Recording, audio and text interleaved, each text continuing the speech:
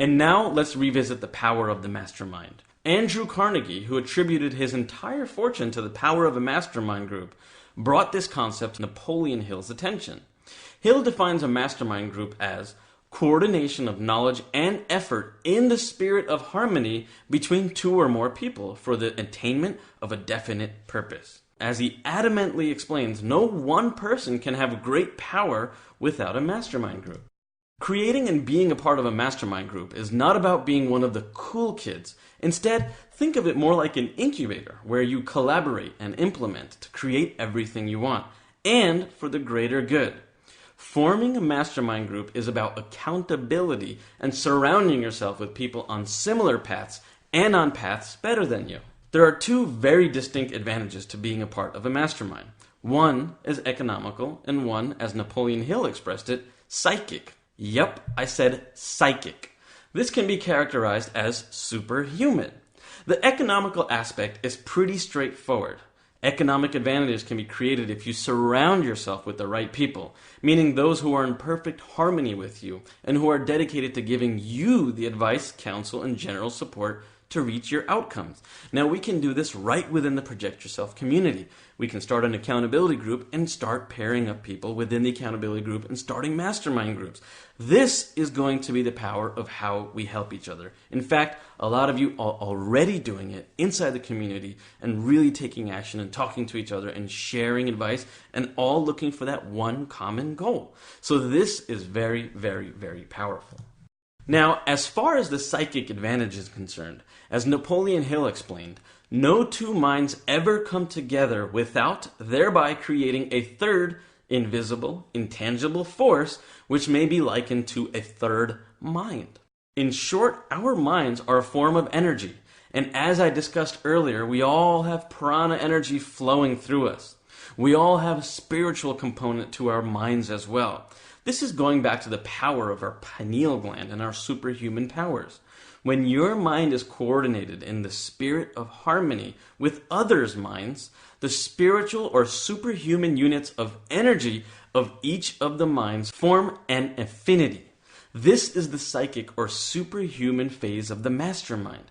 Have you ever just felt that you had an affinity or instant like for someone? Well, this is just a taste of being in harmony with another person or something else. There are things in our lives that we can't explain. If we look at the roads that are being built, it's not done by one person, it's done by a collective force. That energy, by that collective force, is powerful. The house you live in, the apartment that you have, the car that you drive, anything that you come in contact with was done by a group of minds that created this psychic power to create something real. You can also think about this in terms of comparing your brain to a battery. If you think about it, what's more powerful, a single battery or a battery pack? The pack, right? Well, the same can be said for your brain. A group of brains connected in a spirit of harmony and creation will provide more thought energy than that of a single brain. All that said, it is important to surround yourself with intelligent people who can boost your brain power. Just as a strong battery can add to a battery pack, a bad battery can bring down the current of the entire pack. There are numerous examples of people who achieve massive success from being a part of a mastermind group. To begin with, Andrew Carnegie, who mentored and worked with Napoleon Hill, attributed his entire fortune and success to his mastermind group.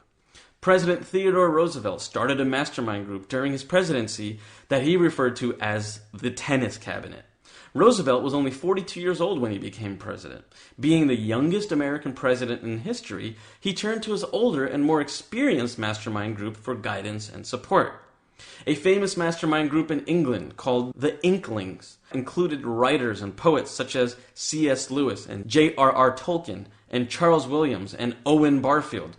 Classic works of literature emerged from this group, such as the Chronicles of Narnia, or the Screwtape Letters, or the Lord of the Rings, just to name a few. The Lunar Cycle, or the Lunar Society, was originally comprised of Aramis Darwin, Matthew Bolton, James Watt, and Josiah Wedgwood. Benjamin Franklin formed the mastermind group he called Junto, which was commonly referred to as the Leather Apron Club. His group composed of tradesmen and artisans who did not have a place in the more elite circles of society, and this lasted for more than 30 years.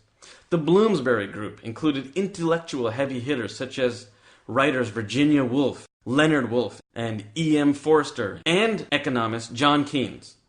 One of the most famous masterminds of all time was the Vagabonds.